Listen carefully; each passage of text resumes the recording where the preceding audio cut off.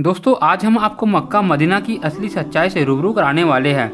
दोस्तों क्या आप अंदाज़ा लगा सकते हैं कि एक वक्त ऐसा भी आया था जब यहाँ पर लोग जाने से भी कतराते थे। आखिर ऐसी क्या वजह थी जो एक समय पर कोई भी इंसान यहाँ भटकना तक नहीं चाहता था और आज लाखों मुस्लिम यहाँ की यात्रा करने आते हैं। अगर आप भी जानना चाहते हैं शुरू से लेकर अभी तक मक्का का पूरे इतिहास, तो वीडियो को इन तक हमारे साथ जरूर देखते रहिए।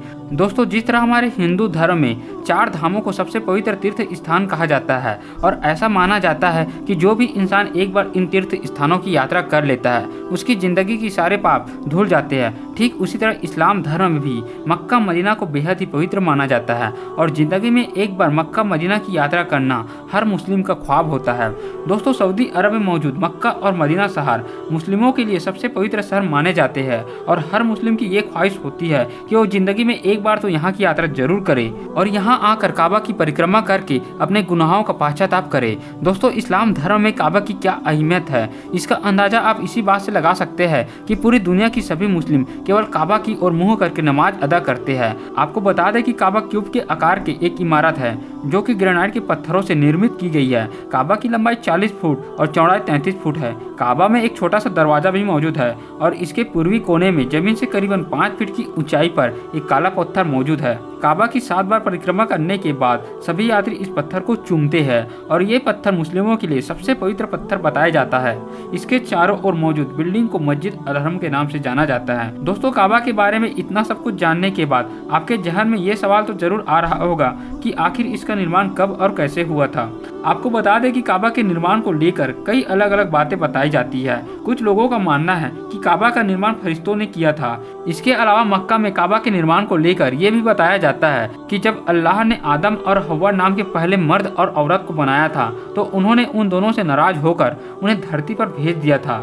धरती पर आने के बाद आदम और हव्वा एक दूसरे से बिछड़ गए। आदम मक्का के आसपास रहने लगा और हव्वा मक्का के पूर्वी इलाके में रहने लगी। आदम और हव्वा दोनों ने एक दूसरे को कई सालों तक ढूंढा और काफी समय बीतने के बाद दोनों की मुलाकात सऊदी के पवित्र शहर मक्का में हुई।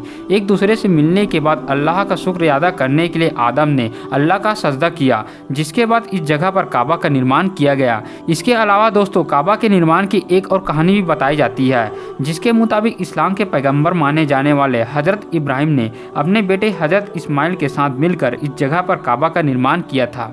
निर्माण के दौरान शुरुआती समय में काबा एक बिना छत की आयताकार इमारत हुआ करती थी। फिर उसके बाद मक्का पर राज करने वाली कुरैश जनजाति के लोगों ने लगभग 608 ईस्वी के दौरान इसका पुनर्निर्माण किया था। इस बार निर्माण के दौरान काबा के ऊपर की ओर एक दरवाजा भी बनाया गया ताकि बाढ़ के पानी और घुसपैठियों से यहाँ की सुरक्षा की जा सके।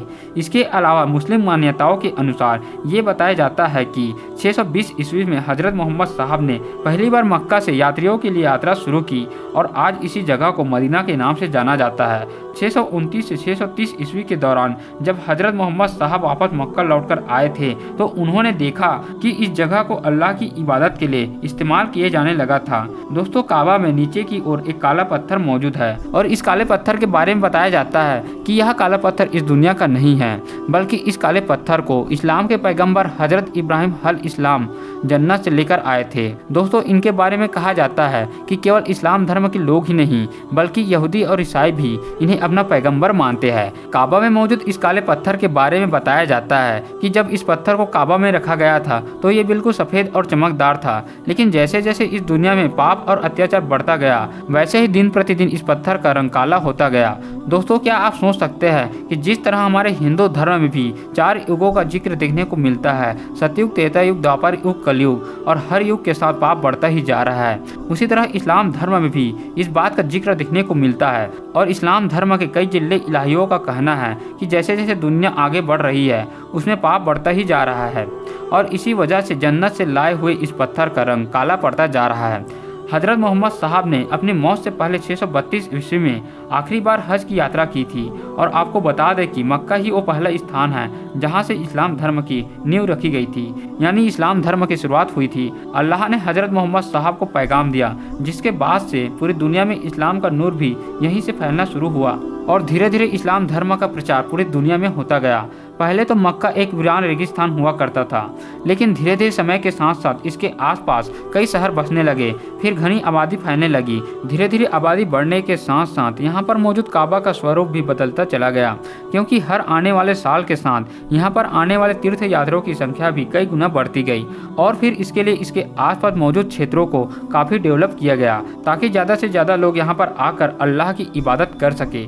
इसके बाद 644 से 656 ईस्वी के दौरान यहाँ के राजा खलीफा उस्मान हुआ करते थे, जिन्होंने उस समय काबा के चारों ओर दूसरी इमारतों का निर्माण करवाना शुरू किया था, जिससे हर साल यहाँ आने वाले यात्रियों के रहने की अच्छी व्यवस्था हो सके। दोस्तों बता दें कि मक्का पर कब्जा करने की कोशिशों के चलते खलीफा अब्द अल मलिक और इब्न जुबैर के बीच एक बड़ा युद्ध हुआ। इस दौरान 683 ईस्वी में काबा पर हमला करके वहां आग तक लगा दी गई, और इस हमले में काबा का लकड़ी से बना सुंदर ढांचा जलकर तहस नहस हो गया था। दोस्तों आपको बता दें कि उस दौरान काबा पर किया गया हमला इतना भयंकर था कि उसके बाद से काफ़ी समय तक लोग मक्का के आसपास भी जाने से कतराते थे। फिर काफ़ी समय के बाद इस जगह को हजरत इब्राहिम के द्वारा बनाए गए नक्शे के हिसाब से पुनः निर्मित किया गया। इसी के साथ साथ काबा के चारों ओर मौजूद जगह और मस्जिद का भी निर्माण किया गया, और काबा के आसपास मौजूद मस्जिद का कई बार निर्माण कराया जा चुका है। साल 1631 के दौरान इस मस्जिद का फिर से निर्माण किया गया था, क्योंकि इसके एक साल पहले यहाँ पर भारी बारिश हुई थी। इस वजह से काबा के चारों ओर बर्बादी का माहौल हो गया था। आपको बता दें कि काबा के पास मौजूद इस मस्जिद में 7 मीनारें हैं, और इस मस्जिद को पूरी दुनिया की सबसे बड़ी मस्जिद के रूप में जाना जाता है। इतनी बार पुनः निर्माण होने के बावजूद भी काबा और मस्जिद अल हरम में बार बार परिवर्तन किए जाते रहे। साल 1950 के दौरान यहाँ पर आने वाले तीर्थ यात्रियों की बढ़ती संख्या को देखते हुए मस्जिद की बनावट में कई बदलाव किए गए। आपको बता दें कि आज के समय में ये मस्जिद लगभग 40 एकड़ से भी ज़्यादा जमीन में फैली हुई है। दोस्तों अब अगर काबा के बनावट की बात करें तो आज के समय पर काबा की बनावट पहले के मुकाबले काफ़ी बदल चुकी है, और इस समय एक घनाकार इमारत है। एक समय पर जहां काबा का दरवाजा लकड़ी से बनाया गया था, वहीं साल 1982 के दौरान काबा में 24 कैरेट असली सोने से बना हुआ दरवाजा लगाया गया। इसी के साथ साथ काबा को जिस कपड़े से ढका जाता था वो कपड़ा मिस्र से मंगवाया जाता था, लेकिन अब इस कपड़े को सऊदी अरब में ही तैयार किया जाता है। मस्जिद अल हरम आज के समय पर पहले की तुलना में काफ़ी शानदार बन चुका है, और यहाँ आने वाले तीर्थ यात्रियों की सुविधाओं का बेहद कायदे से ख्याल रखा जाता है। सर्दी गर्मी बरसात चाहे कोई भी मौसम हो, यहाँ आने वाले तीर्थ यात्रियों की भीड़ हमेशा बनी रहती है। दोस्तों हर साल यहाँ लाखों मुस्लिम पूरी दुनिया से हज यात्रा के लिए आकर इकट्ठा होते हैं, और इतने सारे लोगों की सुविधाओं का ख्याल रखना कोई मामूली बात नहीं है। इसलिए इस देश में एक टीम पूरे साल केवल हज यात्रियों की व्यवस्था को देखने और सुधारने के लिए ही मौजूद रहती है, चाहे यहाँ आने वाले यात्रियों के रहने खाने का इंतजाम हो या फिर यहाँ पर की जाने वाली कुर्बानी का काम। सारा का सारा काम एकदम व्यवस्थित तरीके से किया जाता है। चलिए दोस्तों आपको अब ये बता देते हैं कि यहाँ आने वाले यात्रियों की हज की यात्रा किस तरह होती है। सबसे पहले यात्रियों को एक सफ़ेद कपड़ा पहनना होता है। दोस्तों ये कपड़ा बिल्कुल कफन के समान होता है, इसमें किसी भी तरह की गंदगी नहीं होती। इसके बाद सभी यात्री काबा के चारों ओर तवाफ यानी परिक्रमा करते हैं। फिर उसके बाद सभी यात्री मक्का में मौजूद अरफात के मैदान में पहुंचकर शैतान को पत्थर मारते हैं, और फिर सभी यात्री कुर्बानी का फर्ज अदा करते हुए अपने सिर के बालों को कटवा देते हैं, और इस तरह हज यात्रा का फर्ज पूरा हो जाता है। पूरी दुनिया में हर मुस्लिम अपनी मौत से पहले एक बार मक्का जाकर अपनी हज यात्रा का ख्वाब पूरा करना चाहता है, लेकिन बहुत कम लोग ऐसा कर पाते हैं। वैसे दोस्तों कमेंट करके बताइए कि इस वीडियो को देखने से पहले क्या आप मक्का के इस इतिहास से वाकिफ थे या नहीं। जाने से पहले वीडियो को लाइक शेयर जरूर करें, और ऐसे ही वीडियोज़ के लिए चैनल को सब्सक्राइब करके बेल नोटिफिकेशन को भी जरूर ऑन कर दें।